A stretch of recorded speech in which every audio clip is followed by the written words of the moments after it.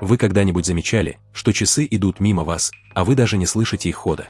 Что работа, которую вы собирались начать, уже позади, и вы не помните, когда именно перестали сопротивляться и просто начали? Большинство людей переживали это хотя бы однажды, и потом годами пытаются повторить. Хорошая новость – это поддается управлению, и у этого состояния есть имя. Вы на канале Ментатика, и сегодня вы узнаете, что именно мешает войти в это состояние, почему мозг так устроен, и главное, как все-таки туда попасть, не полагаясь на случай и вдохновение. Когда время перестает существовать. Представьте, вы садитесь за стол, собираетесь немного поработать. И в какой-то момент замечаете, что за окном уже темно, чашка чая давно остыла, а телефон лежал в другой комнате, и вы его даже не хватились. 3 часа пролетели, как 15 минут. Вы устали, но довольны собой. Утомлены, но удовлетворены. Вам было хорошо, не потому что было легко, а потому что вы были полностью там. Психолог Михай Чиксент-Михай посвятил этому феномену всю жизнь. Он назвал его потоком. Флоу. В своих многолетних исследованиях он опросил тысячи людей. Хирургов, музыкантов, скалолазов, шахматистов, программистов, художников. И все они описывали одно и то же. Растворение «я» в деле. Исчезновение времени. Чистое, незамутненное действие. Самое близкое к счастью, что нам доступно, писал Чиксент-Михай. Но вот в чем проблема. Если вы смотрите это видео, скорее всего, поток для вас редкий гость. Что-то мешает. Что-то всегда мешает. И вы, возможно, уже решили, что просто не из тех людей. Что одним дается, другим нет. Это ловушка. Давайте разберем ее по частям. Первая ловушка. Слишком просто или слишком страшно. Спросите себя честно, когда вы в последний раз по-настоящему погружались в работу? Была ли задача достаточно сложной, чтобы держать вас в тонусе? Или вы делали что-то на автопилоте, скучное, привычное, не требующее настоящего присутствия? Чиксент-Михай обнаружил, что поток живет в узкой полосе между двумя крайностями. С одной стороны, скука, задача слишком легкая, мозг отключается, мысли уходят куда угодно. С другой тревога, задача слишком сложная, вы боитесь провала, тело напрягается, голова идет кругом. Поток рождается только там, где уровень вызова чуть превышает уровень вашего умения. Не разрушительно, не пугающе, а так, чтобы вам приходилось тянуться, и при этом верить, что вы достанете. Что делать? Прежде чем начать, задайте себе вопрос. Эта задача требует от меня чуть больше, чем я обычно делаю. Если ответ нет, усложните. Добавьте ограничения по времени, по формату, по качеству. Если ответ «я вообще не знаю, с чего начать», разбейте задачу на шаги и начните с того, что чуть выше вашего комфортного уровня. Не с самого страшного, с ближайшего шага вперед. Вторая ловушка – раздробленное внимание. Вы открываете документ. Через 3 минуты проверяете телефон. Потом вспоминаете письмо. Потом фоном что-то играет. Потом кто-то пишет. И вы вроде бы работаете, но на деле просто прыгаете между переключателями, не задерживаясь нигде дольше нескольких секунд. Именно здесь большинство людей теряют поток еще до того, как он успевает возникнуть. Нейробиологи называют то, что происходит при каждом таком переключении, остаточным вниманием. Когда вы переходите от одной задачи к другой, часть вашего ума все еще остается на предыдущей. Она не отпускает. Она продолжает думать. И пока этот остаток не рассеется, а это может занять от нескольких минут до 20, вы работаете с половиной мощности в лучшем случае. Мозг работает наилучшим образом именно тогда, когда весь его ресурс сходится в одну точку, а не распылен по десятку открытых вкладок и непрочитанных уведомлений. Поток требует непрерывности. Он не терпит дыр.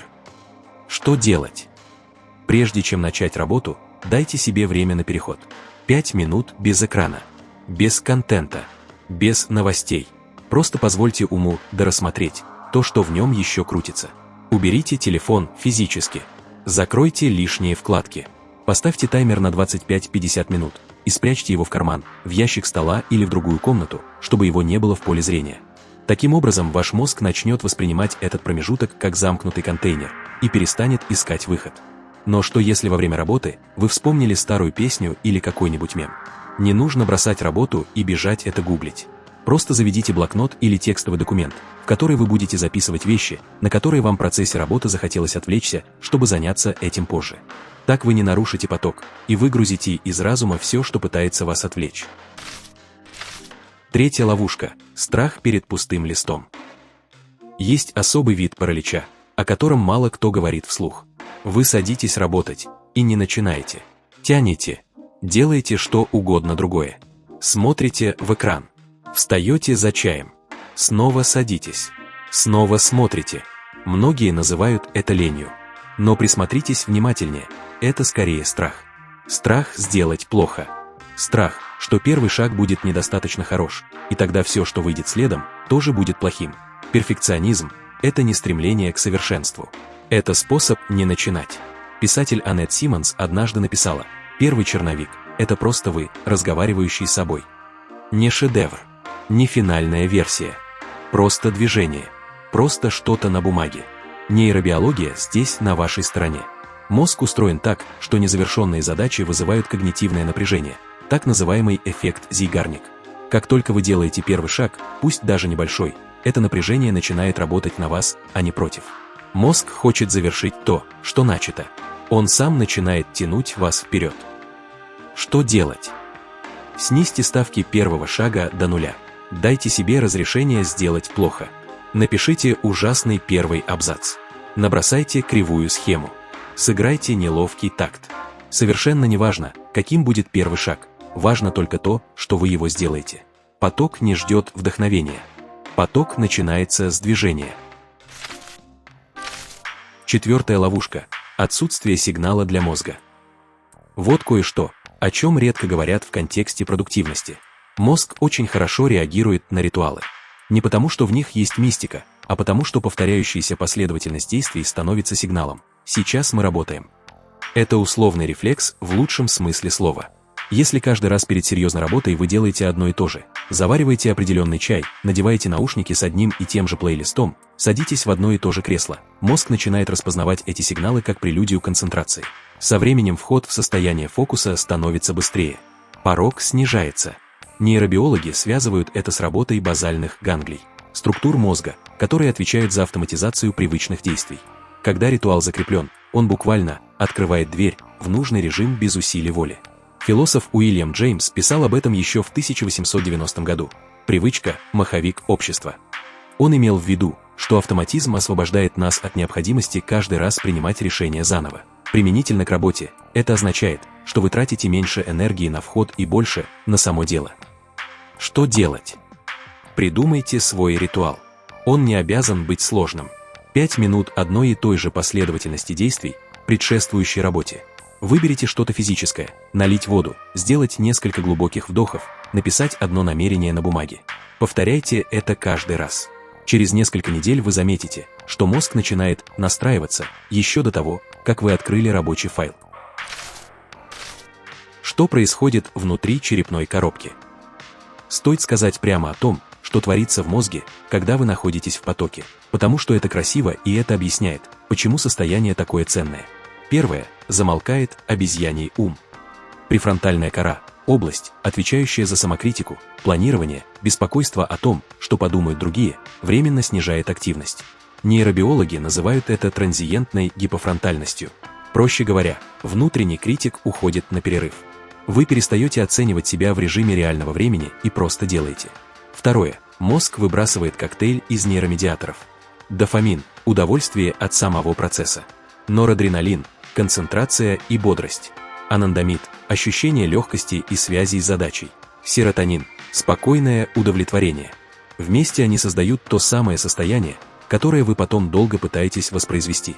Третье. Отключается сеть пассивного режима. Та часть мозга, которая болтает у вас в голове, когда вы ни на чем не сосредоточены. Именно она рождает мысли о том, что вы ели на обед, что сказали вчера, что нужно сделать завтра. В потоке она молчит. И тогда остается только задача. Это объясняет, почему после часа в потоке вы чувствуете себя лучше, чем после 3 часов работы с постоянными отвлечениями. Дело в качестве присутствия, а не в количестве времени за столом. Поток и смысл. Есть еще одна вещь, которую упускают, когда говорят о потоке как об инструменте продуктивности. Поток – это не просто эффективность. Это переживание смысла в реальном времени. Философ Альберт Камю писал, что человек счастлив не тогда, когда добивается цели, а тогда, когда полностью поглощен путем к ней. Сизиф, катящий камень, счастлив, не потому, что камень когда-нибудь останется наверху, а потому, что в каждом усилии он полностью присутствует.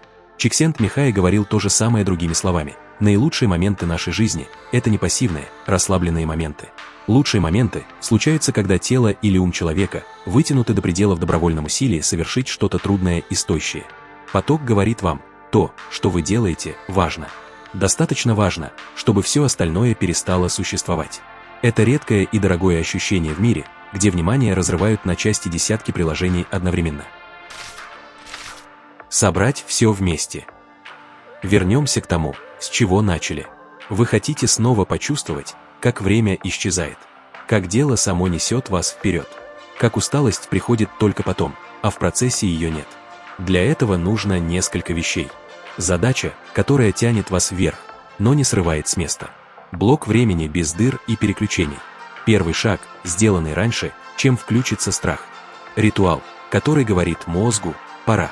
И может быть самое важное – доверие к тому, что состояние придет, если вы создадите для него условия. Поток не нужно ловить. Его нужно звать. Стивен Котлер, один из ведущих исследователей состояния потока, после многолетней работы с атлетами, военными и предпринимателями пришел к простому выводу. Поток – это не дар и не случайность. Это навык. Его можно развить. И развивают его не через силу воли, а через среду, ритуал и правильно выбранный уровень вызова. Вы уже знаете, что это чувство существует. Вы уже переживали его. Значит, дверь открыта.